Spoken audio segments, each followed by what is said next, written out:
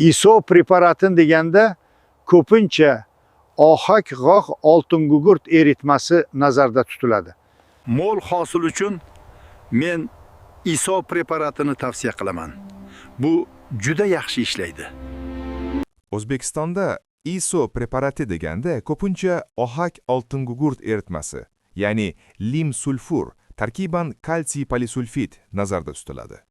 U ko'p joyda ISO nomi bilan tanilgan va fungitsid plus akaritsid plus insektitsid ta'sirli kontakt vosita sifatida ishlatiladi.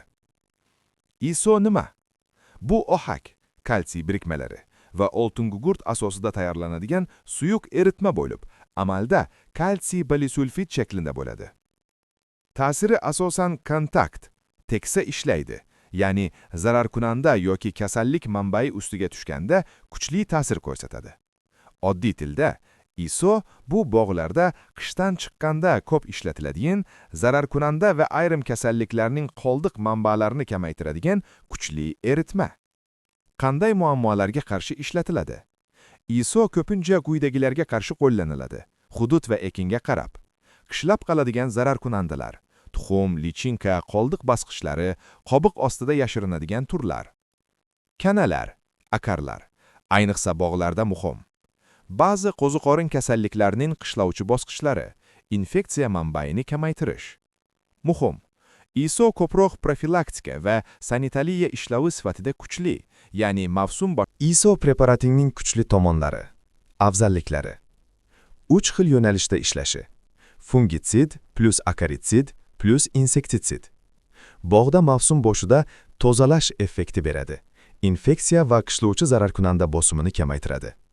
Ko'p hollarda iqtisodiy jihatdan ham foydali bo'lishi mumkin, lekin bu doimo me'yor va to'g'ri vaqtga bog'liq. Eng muhim xavflar va ehtiyot choralari. ISO kuchli ta'sirli bo'lgani uchun quyilar juda muhim. Fitotoksiklik, kuydirish xavfi. Noto'g'ri vaqt, noto'g'ri konsentratsiya yoki ob-havo sabab barg novda shikastlanishi mumkin. Aralashtirish, bokovoy aralashma, xatolari. ISOni hamma preparat bilan aralashtirish to'g'ri emas. Ba'zi aralashmalar reaksiyaga kirishib, kuydirish xavfini oshiradi. Shuning uchun faqat yorliq, etiketka bo'yicha aralashtiring. Xavfsizlik. Purkashda ko'z, teri, nafas yo'llarini himoya qilish shart. Qo'lqop, ko'zoynak, niqob, respirator. Ishlovdan keyin kiyim va uskunani yuvish. Qaysi ekinlarda ko'p uchraydi? Amaliyotda ISO ko'proq mevali bog'lar, olma, nok, o'rik, shaftoli va hokazo. Uzumzor. Ba'zi hollarda dekorativ daraxtlarda ishlatiladi, lekin aniq tavsiya ekin, hudud va muammoga qarab o'zgaradi.